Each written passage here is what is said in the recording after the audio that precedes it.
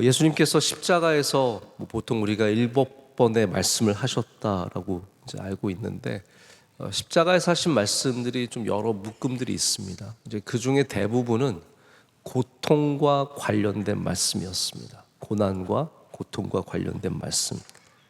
근데 오늘 이 말씀은 고통과 고난과 상관없는 아주 특별한 말씀입니다. 오늘 본문에 나오는 내가 진실로 내게 이르노니 오늘 내가 나와 함께 낙원에 있으리라. 할렐루야. 이 말씀은 우리에게 구원을 베풀어 주시는, 마지막까지도 그 구원의 사역에 충실하시고 또 마지막까지도 구원을 얻을 수 있음을 우리에게 보여주시는 정말로 귀한 말씀입니다. 이 골고다 언덕에는 3개의 십자가가 세워져 있었습니다. 이 또한 예수님의 처형이 특별한 처형이 아니라 로마가 예루살렘을 점령하고 있을 때 이런 범죄자들, 이런 정치범들, 문제가 있는 사람들을 모아서 한꺼번에 처형하는 그 다른 여느 처형과 별 다르지 않았다는 것을 우리에게 보여주는 겁니다. 예수님은 사실 십자가 처형을 당하신 것이 아주 특별한 사건이 아니었습니다. 많은 사람들 중에 예수님께서 십자가 처형을 당하셨습니다. 그러니까 이 십자가의 사건이라는 것이 특별하게 우리의 구원을 이루기 위해서 하나님께서 예수님만 당하게 하신 사건은 아니었다는 거죠. 그런데 하나님의 놀라운 능력은 뭐냐 하면 이런 평범한 처형 속에서도 하나님의 뜻이 이루어지게 하셨고, 이 십자가의 사건을 통해서 우리의 죄사함을 얻는 위대한 일을 행하셨다는 겁니다. 그래서 오늘 예수님이 처형 당하실 때 혼자 처형을 당하신 게 아니라 너무 비참하지 않습니까? 강도 2명과 함께, 이 잡범들과 함께, 이 나쁜 놈들과 함께 한마디로 십자가에 달리셨다는 겁니다. 근데 예수님께서는 이 마지막 순간에도 이 잡범들, 이 나쁜 놈들을 바라보시면서 그들을 구원하시기를 원하시는 마음을 갖고 있었다는 거죠. 그래서 이들 중에 한 명은 구원을 받았고 다른 한 명은 받지 못했습니다. 근데 정말 중요한 거는 둘 다 예수님을 만났다는 사실이에요. 이 두 사람이 지금 예수님과 함께하고 있습니다. 마지막 순간에 예수님 가장 가까이 있었던 사람이 이 두 사람입니다. 그런데 아무리 가까이 있어도 우리가 겸손하고 마음이 열려 있지 않으면 구원함을 얻을 수 없습니다.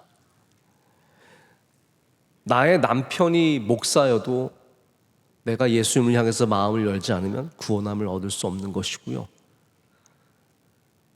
내 아내가 권사로서 교회에 매일 새벽 예배 나가고 모든 것에 충성해도 예수 그리스도를 저주하면 그 사람은 구원을 얻지 못하는 겁니다.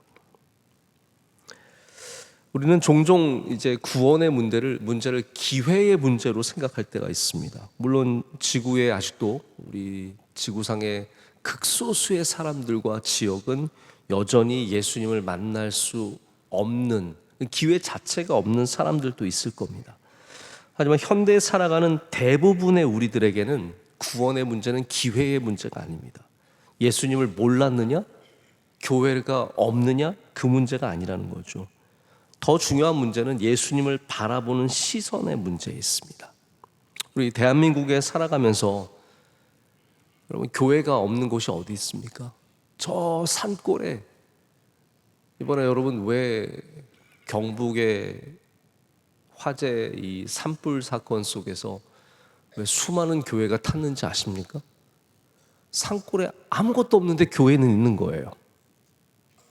산골에 사는 사람도 없는데 교회는 있으니까 교회가 불탈 수밖에 없는 거죠. 그런데 모두가 교회가 보여도 그 한 걸음을 떼어서 교회 안으로 들어가서 예수님을 만나는 것은 쉬운 일은 아닙니다. 여러분께서 예수님 믿고 구원함을 얻은 것은 여러분 하나님의 크신 은혜입니다. 왜냐하면 우리에게 기회가 있었기 때문이 아니라 하나님께서 우리의 마음의 문을 열어주셨고 예수 그리스도를 나의 구주로 영접하는 은혜를 주셨기 때문입니다. 그러면 기회가 없어서가 아니기 때문에 이들의 정말의 진짜 문제는 뭐냐면 예수님을 바라보는 시선에 있습니다. 저는 그래서 오늘 세 가지 시선, 구원을 향한 세 가지 시선을 좀 말씀드리고 싶습니다. 먼저는 여러분께서 예수 그리스도를 나의 구주로 볼 수 있는 눈이 있으셔야 합니다. 많은 대부분의 사람들이 교회를 비판적으로 바라보고 왜곡된 시선으로 교회를 바라봅니다. 물론 우리도 그런 사회적인 시선이 생기는데 한 몫을 안 했다고는 말할 수 없습니다. 하지만 더 큰 문제는 뭐냐 하면 좋은 교회의 모습이 아무리 있어도 구원함을 받지 못하는 사람들은 좋은 것은 안 봅니다. 절대로 안 봅니다. 교회가 뭐 잘했다? 그거는 별로 신경 쓰지 않습니다. 우리 그리스도인들이 뭘 잘하는 것은 보고 싶어 하지 않고 잘못하는 것만 보고 싶어 하기 때문에 절대로 교회를 향해서 마음의 문이 열릴 수가 없습니다. 여러분, 목회자들도 마찬가지고 성도들도 마찬가지입니다. 목회를 하면서도 계속 나쁜 것만 볼 수 있습니다. 아, 저 목사 나쁜 사람이야. 저 사람은 뭐 하고 있어. 저 교회는 나쁜 교회야. 신앙생활하면서 나쁜 것만 보는 사람들은 절대로 신앙의 기쁨을 누릴 수가 없습니다. 목회자들 막 화가 가득 나 있는 목회자들, 뭔가 분노에 가득 찬 목회자들, 미움이 가득한 사람들 보면 대부분 나쁜 것만 계속 보고 있기 때문입니다. 여기 한 강도는 예수님 바로 옆에서 예수님을 조롱합니다. 39절은 비방하였다라고 말하고 있고 그리스도라고 부르죠. 그리스도가 여러분 히브리어로는 뭐예요? 메시아잖아요. 그러니까 메시아라고 부르고 있지만 그것은 기대감이 아니라 조롱하기 위해서 부르는 겁니다. 지금 너와 우리를 구원하라. 이게 뭐예요? 너도 구원 못하는 네가 메시아냐라고 비꼬는 거죠. 비방하는 거죠. 나는 너가 나를 구원할 수 있겠냐? 너도 구원 못하는데 지금 이렇게 말하는 겁니다. 그런데 제가 흥미로운 걸 발견했는데 이 강도의 비방이 절대로 독창적인 비방이 아닙니다. 이 비방이 어떤 비방이냐면 남들이 하는 말 그냥 따라하는 거예요. 35절로 한번 전으로 들어가 볼까요? 35절로 돌아가면 백성들이 그리고 관리들이 어떻게 예수님을 비난했는지 볼 수 있습니다. 35절 우리 다 한번 함께 읽어보겠습니다. 백성은 서서 구경하는데 관리들은 비웃어 이르되 저가 남을 구원하였으니 만일 하나님이 택하신 자 그리스도면 자신도 구원할지라 하고. 이게 뭐예요? 지금 이러한 비방의 소리가 들리는 거죠. 그러니까 이걸 듣고 있던 그 강도가 똑같이 따라 사는 겁니다. 너와 우리를 구원하라. 그래서 여러분, 비방이라는 것은 무리라는 이 군중 심리와 아주 밀접한 관계를 갖고 있습니다. 혼자서 창조적으로 비방을 잘하는 사람은 별로 없습니다. 대부분 우리가 무엇인가를 비방한다면 들은 게 있기 때문에 다른 사람들이 그렇게 말하니까 다 따라서 하는 겁니다. 대부분의 사람들이 당연히 영향을 받죠. 누군가가 말하면 영향을 받고 비방은 전염성을 갖고 있습니다. 누군가 그렇게 말하면 그런 줄 아는 게 이 세상입니다. 언론에서 그렇게 말하기 때문에 함께 비방하고 부모님과 친구들이 사회적 분위기 속에서 그렇게 말하니까 함께 비방하고 이게 우리 인간의 심리라는 거죠. 왜 출애굽의 광야에서 수많은 사람들이 불평하고 비방하다가 죽임을 당했습니까? 그게 나 혼자 그렇게 생각해서가 아니에요. 진리를 발견해서 비방한 게 아니라 남들이 다 불평하니까 같이 불평하는 거고요. 남들이 다 비방하니까 비방하는 겁니다. 여기 행악자 이 강도는 예수 그리스도를 바라보면서 남들이 비방하니까 똑같은 시선으로 예수 그리스도를 비방한 겁니다. 여러분, 온 세상 사람들이 예수께 침을 뱉어도 우리는 예수 그리스도를 사랑할 수 있어야 합니다. 모든 언론들이 다 교회를 비난해도 우리는 교회를 사랑할 수 있어야 합니다. 세상의 비방에 휩쓸리면 우리는 이 십자가에서 구원함을 받지 못합니다. 결국 출애굽에서 사람들이 그토록 광야에서 어려운 것은 다 똑같이 비방하고 똑같이 불평하고 그러다가 다 남들 따라가다가 결국 그렇게 되는 것이죠. 여러분, 아무리 세상이 그렇게 봐도 우리는 예수 그리스도를 나의 구주로 볼 수 있어야 합니다. 그게 구원함을 얻는 길입니다. 제가 지난주에 이제 잠시 미국을 다녀왔는데 비행기를 타려고 또 원로 목사님이 거의 생중계를 하셨더라고요. 제가 보니까 무슨 제가 그래서 다녀와서 아무 말도 안 하는 게 이미 다 알고 계셔서 근데 비행기를 타려고 저녁에 도착을 했습니다. 이 저녁 시간에 도착하기 위해서 막 바쁜 가운데 짐을 막 엄청 힘들게 싸고 뭐 그래서 겨우겨우 도착한 거예요. 근데 줄이 줄어들지가 않아요. 체크인을 하려고 그러는데 이상한 거예요. 가만히 사람들 분위기를 보니까 뭔가 이상한데 물어보니까 비행기가 캔슬이 됐대요. 다음 날 새벽으로 시간이 바뀐 거예요. 여러분, 이게 즐거울 수는, 제가 목사지만 이게 또 즐거울 수는 없잖아요. 뭐 하나님의 뜻이 있겠지. 뭐 이게 저절로 그렇게 되지 않습니다. 시간에 맞춰서 또 다시 들어갔다가 짐 싸서 또 나오는 게 힘들죠. 새벽에 나와야 되니까. 근데 마음이 힘든데 신비한 건 뭐냐면 이게 받아들여지는 거예요. 뭐 그럴 수 있지.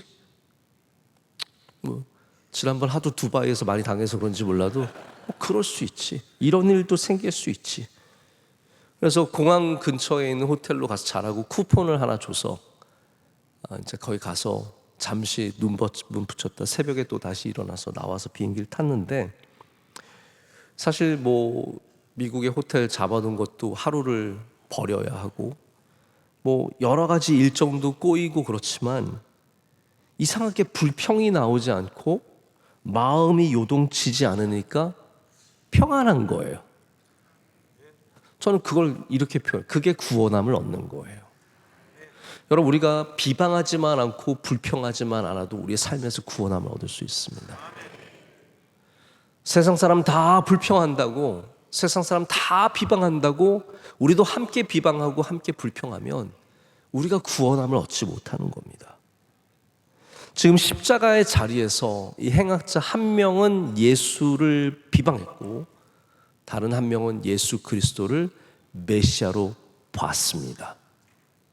메시아로 봤습니다. 그것이 바로 구원과 멸망을 나누는 길의 시작이었습니다. 우리가 구원받으려면 남들 따라가는 걸음을 멈추고 다시 그리스도를 봐야 합니다. 여러분이 사순절의 시간에 예수님을 많이 바라보시길 축복합니다. 어려운 세상 속에서 우린 더 주님을 분명하게 나의 구주로 바라볼 수 있는 시선을 가져야 합니다. 자, 그러면 이 다른 강도는 어땠습니까?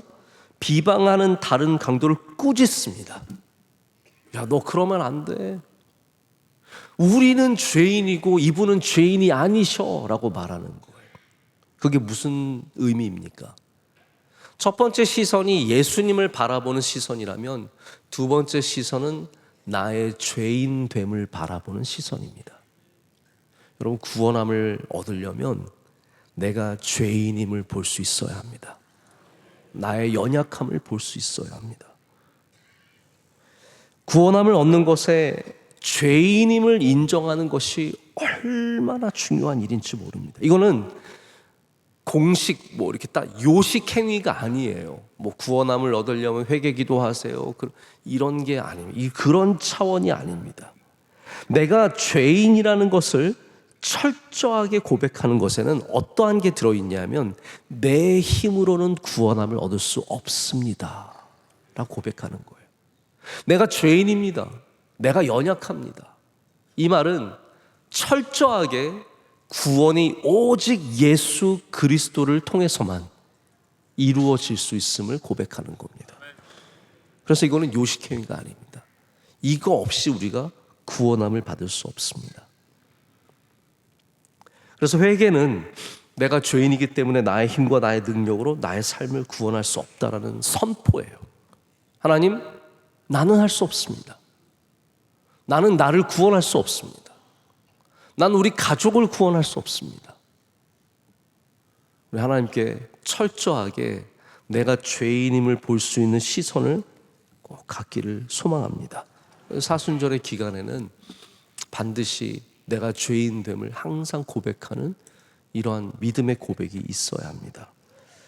놀랍게도 이 십자가의 짧은 만남 속에서, 사실 여러분 생각해 보세요. 십자가의 시간이 꽤 아침 9시에서 오후 3시까지라면 6시간인데 이 긴 시간인 것 같지만 대화를 나눌 수 있는 시간은 짧은 거예요. 왜냐하면 점점 몸이 꺼지면서, 몸이 늘어지면서 숨도 안 쉬어지는데 무슨 대화가 됩니까?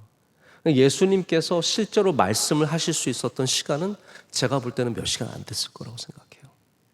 그 짧은 시간에 몇 마디 나눌 수 없는 대화 속에서 주님께서는 이 이야기를 들으시고 이에게, 이 행악자에게 오늘 내가 나와 함께 낙원에 있으리라 라고 말씀해 주시는 겁니다.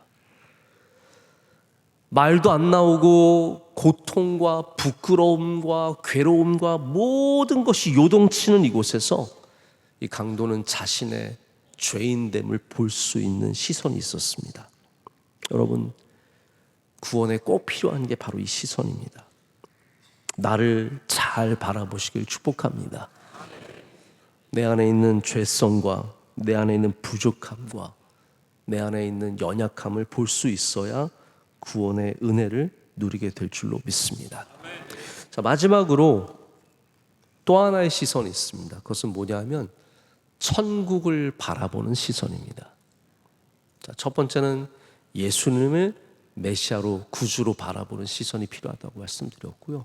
두 번째는 내가 죄인임을 바라볼 수 있는 시선이 필요하다면, 세 번째는 천국을 바라보는 시선이 필요합니다. 마지막에 이 구원을 받은 강도가 뭐라고 말합니까? 예수여, 당신의 나라에 임하실 때에 나를 기억하소서. 여러분, 이 행악자의 이 땅의 삶은 완전히 실패였습니다. 강도질 하다가 어쩌면 사람을 죽였을지도 모르겠고 정말 비참한 인생이 되어서 완전히 실패한 인생이고 부끄럽고 괴로운 인생이지만 마지막에 이 사람이 바라본 게 뭐예요? 저 천국이라는 거예요. 마지막에 이 사람이 바라본 천국이 이 사람에게 구원의 은혜를 베풀어 준 겁니다. 여러분, 여기 있는 것이 전부인 줄 알고 그것만 바라보는 사람들은 구원을 얻을 수 없습니다. 이 세상에서 조금 더 돈 벌고 조금 더 잘 나가고 조금 더 잘 되고 우리 아이 학교 한 단계라도 더, 이게 전부인 사람들은 구원함을 누릴 수 없습니다. 우리는 그리스도인들은 항상 천국을 바라볼 수 있어야 합니다. 우리가 병 중에 있고 고난 중에 있고 아픔 중에 있고 괴로움 속에 있을지라도 우리는 항상 예수님 옆에서 낙원을 바라볼 수 있는 사람, 주님의 나라를 바라볼 수 있는 사람이 되어야 합니다. 그래서 십자가를 바라보는 사순절이지만 우리는 사순절을 통해서 십자가에 달린 강도와 같은 나를 바라보고 또 동시에 천국을 바라보며 내가 그곳에서 주님과 함께할 것을 꿈꾸는 사람들이 되어야 합니다. 우리를 그곳으로 인도하실 분은 예수님밖에 없습니다. 당신의 나라에 임하실 때 나를 기억하시옵소서. 그럼 우리의 기도가 이게 되어야 합니다. 주님, 나를 기억하여 주시옵소서. 나를 기억하여 주시옵소서. 나는 죄인이지만, 나는 부족하지만 내가 막 예뻐서 기억하시는 게 아니에요. 긍휼로 나를 기억해 달라고 우리가 외치는 겁니다. 그 모든 요청과 외침에 주님께서 오늘 뭐라고 마지막에 말씀하십니까? 내가 진실로 내게 이르노니 오늘 내가 나와 함께 낙원에 있으리라. 이렇게 복된 소식이 어디 있습니까? 십자가는 절망의 자리이며 부끄러움의 자리이며 모든 것이 끝난 자리이지만 그 십자가에서 예수님은 다시 우리에게 소망을 주십니다. 네가 오늘 나와 함께 낙원에 있으리라. 이 말씀을 품고 가셔서 여러분들도 이 사순절에 더욱더 주님 많이 바라보시고 내 안의 죄를 바라보시고 천국을 바라보시는 은혜 누리시길 축복합니다.